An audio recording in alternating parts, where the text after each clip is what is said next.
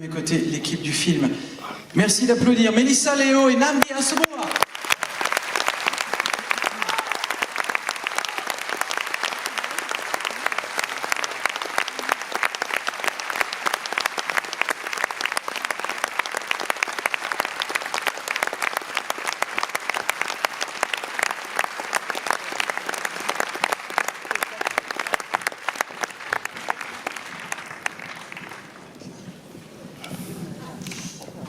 Alright. Le film est éprouvant et on le regarde presque en apnée, une impression renforcée par les nombreux plans serrés, cette tension permanente.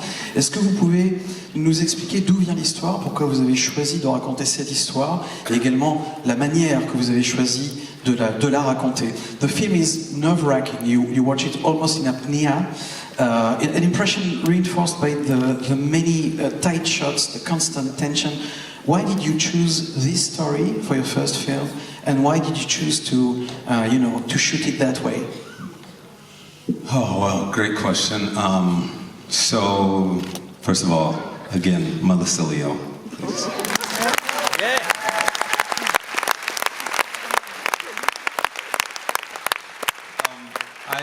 I didn't choose this as my first film. It was brought to me by Mark Duplass, who wrote the original script, and he brought it to me because he wanted me to just act in it. He wanted me to play the lead role. And I started reading it, and I thought that I could maybe help a little bit with the script, and I collaborated in that way. And then eventually, we were looking for directors, and we couldn't find anyone to come on. I had never directed before, but because I wrote the script with him, we felt like maybe I'd just give it a try, and I was able to jump in as director. So that's how I initially got in as director. Go ahead. I don't know. Yes? No, go ahead. I'll answer the second part. Go ahead. Mark Duplass, by the way, who is more famous for maybe funny stuff, right? Correct. This is not quite strange to see the jump, but we'll come back to it. Yes. Alors tout d'abord, nous dit le réalisateur Nnamdi, Melissa Leo.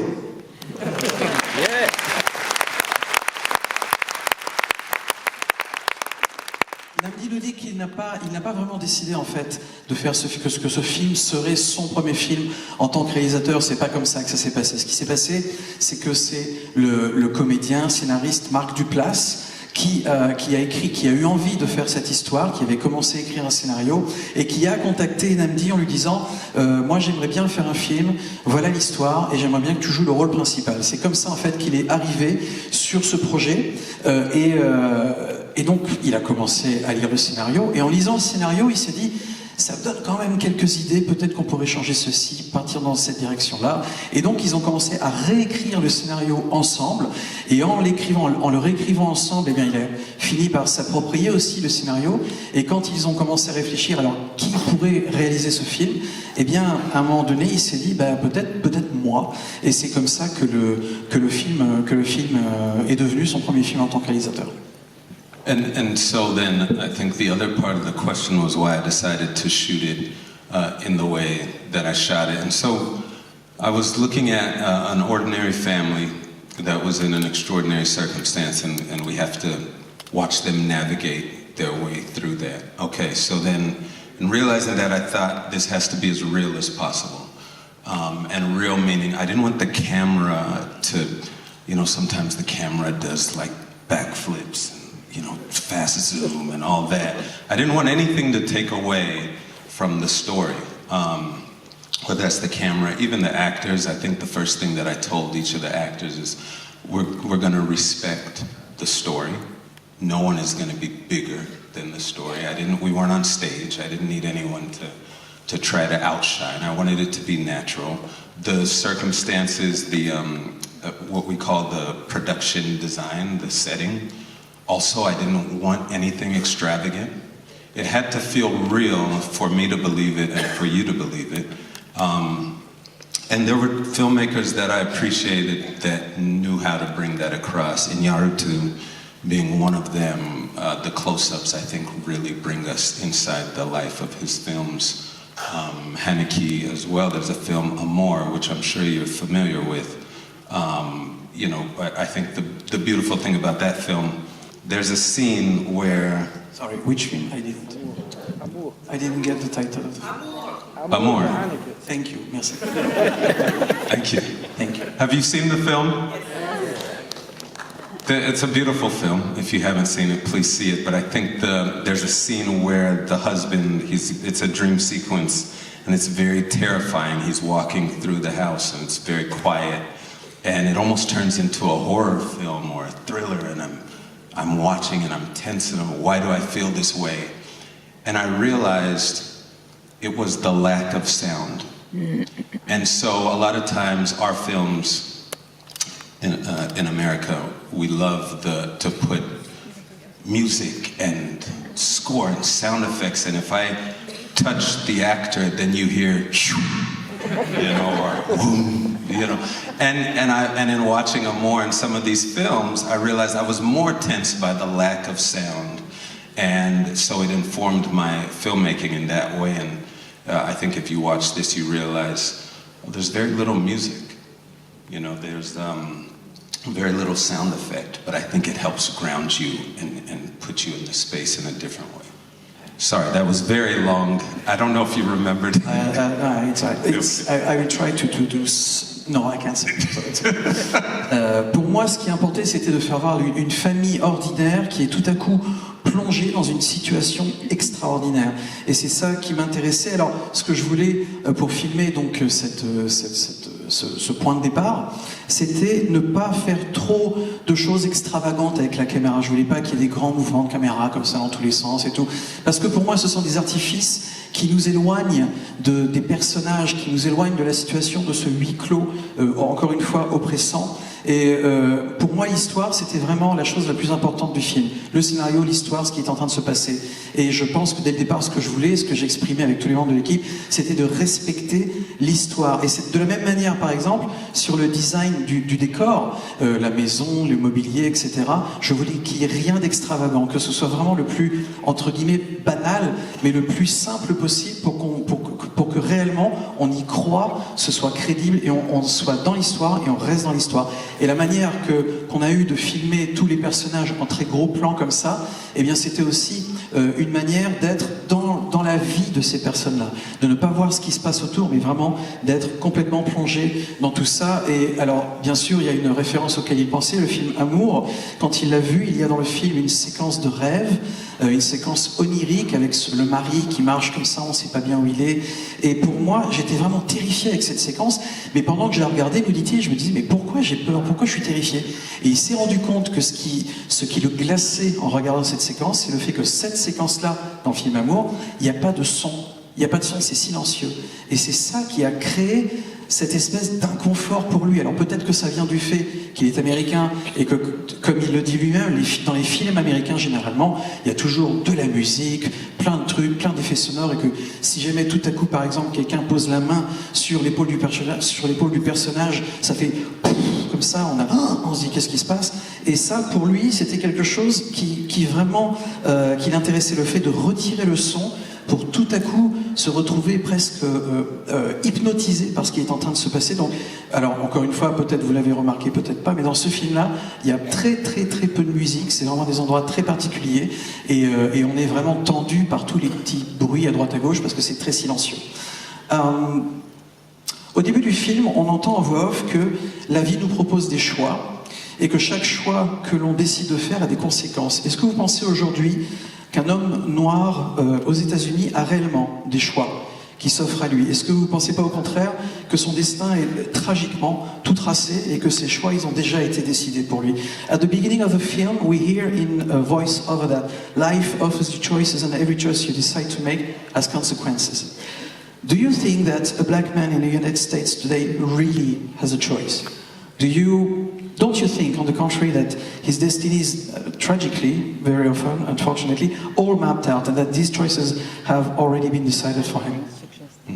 Great question. I think this was, again, one of the things that initially drove me to this story was because Mark, even in his first draft, he realized that there are some people, and namely people of color in the United States, that the system isn't necessarily put in place for them to feel like they can be honest. In certain situations, there's a lot of fear that they, or that we exhibit throughout every single day. And so I think one of the things that was important in this was we can entertain. It can be exciting, it can be thrilling. We want you to be happy, we want you to be able to bring popcorn and, figure out, what type of film is this, but at the same time, we wanted it to be a meditation on race, masculinity, and like you said, who gets to make the choices in these situations. So we wanted to bring a mix of that to the story. Oui, quand on a commencé à discuter avec Mark Duplass, donc le co-scénariste du film, c'est vrai évidemment qu'on avait ce thème en tête, qu'on voulait parler de cette problématique extrêmement réelle aux États-Unis, que les gens de couleur, eh bien, ils sont plongés dans un système qui est faussé dès le départ, et ils ne peuvent pas vraiment être honnêtes. C'est très compliqué aux États-Unis. Et lorsqu'on voit un film comme ça, bien sûr, quand on fait un film comme ça, on se dit on veut que les gens viennent le voir, qu'ils passent un bon moment, qu'ils achètent du popcorn. Oui, très bien, mais en même temps, ce qu'on voulait, c'était créer un point de départ pour une méditation sur le thème de la race aux États-Unis, sur le thème de la masculinité toxique.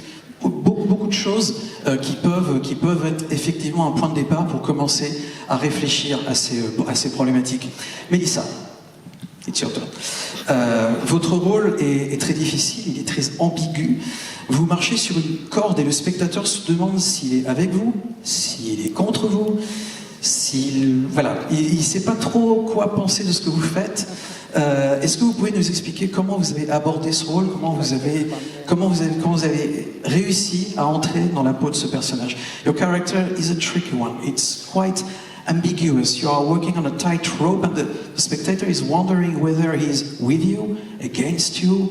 We don't know at some point. It's really a tricky role to get in. I know you are good at getting into any kind of roles, but please explain us how you got into this one. Why did you choose to play this role, and how did you play it? I chose it because Nnamdi Asomugha chose me. And when he asked me, would I be in his film, and I finally got on the telephone to speak with him because he suggested he would look for a different actress, he said to me, I don't know how to make the film work the way I need it to unless I have Melissa Leo. I don't know how he knew that, but I understood. And I happily went to one of the very best filmmaking experiences I have ever had in my life, and am a part of a film I'm more proud of than almost any other film I've ever made. She's a difficult character, but I leave it to you to decide what she's doing and why.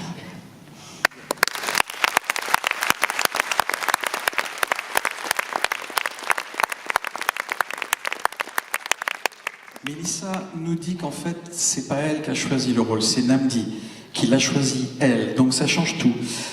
D'autant plus que la première fois qu'ils ont discuté au téléphone, il avait plus ou moins suggéré de manière implicite que éventuellement il aurait pensé à une actrice différente, mais en fait non, c'est pas ça qu'il voulait dire. Parce que ce qu'il lui a dit, c'est concrètement, ce film-là, je le vois, il fonctionne, je vois comment il peut fonctionner, mais je vois surtout qu'il ne peut fonctionner seulement si l'actrice qui joue ce rôle-là, c'est vous, c'est Melissa Leo. Donc à partir de ce moment-là, elle n'aurait pas pu dire non, et elle est ravie parce que elle a vraiment participé à une expérience de réalisation, faire un film, jouer un personnage dont aujourd'hui elle peut dire, elle le dit d'ailleurs, c'est probablement le personnage dont elle est le plus fière d'avoir travaillé dans sa vie. Et est-ce que le personnage a été difficile à interpréter, donc un personnage aussi ambigu? Oui, ça n'a pas été facile, mais au final, est-ce que ce qu'elle fait c'est bien? Est-ce que ce qu'elle fait c'est mal? Tout ça, elle laisse la décision, elle laisse le choix à vous, le public, de le décider. C'est à vous de décider.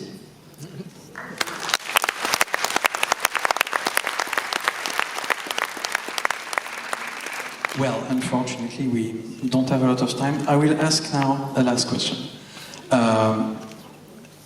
Pour une première réalisation, vous avez vraiment enchaîné les difficultés, tournage de nuit, tournage avec des enfants, il y a même un chien devant la caméra, il y a beaucoup d'éléments qui sont difficiles à contrôler. Est-ce que vous pouvez nous parler de cette expérience tous les deux?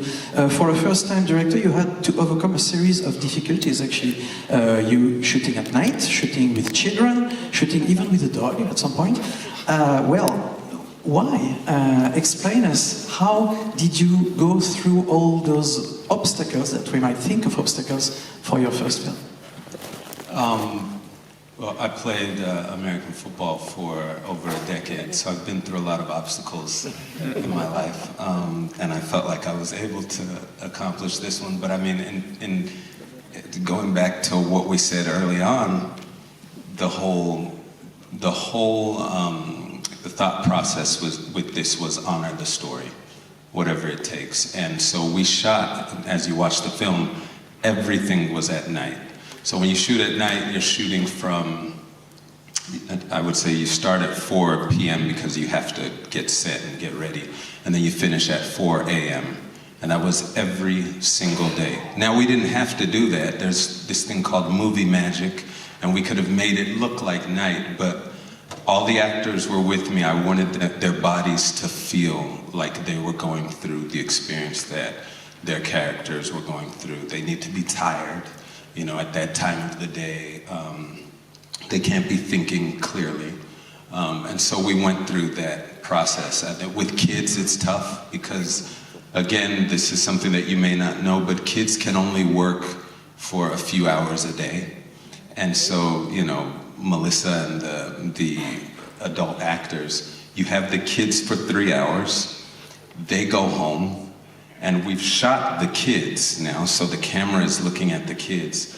They've gone home, so when you see Melissa acting, most of the time she's looking at a pillow, or she's looking at my hand or something. But I got to see those young girls do their work, and that meant everything to me. That's right, that's right. The girls, we would shoot the girls first, so it would be in her body, in her spirit, the performance that they gave. And, you know, the actor that she is, she was able to go back to that pillow or that wall or that hand and give the same reaction to that. So, yeah, it was difficult, but we, you know, it's all in the name of honoring the story. Nnamdi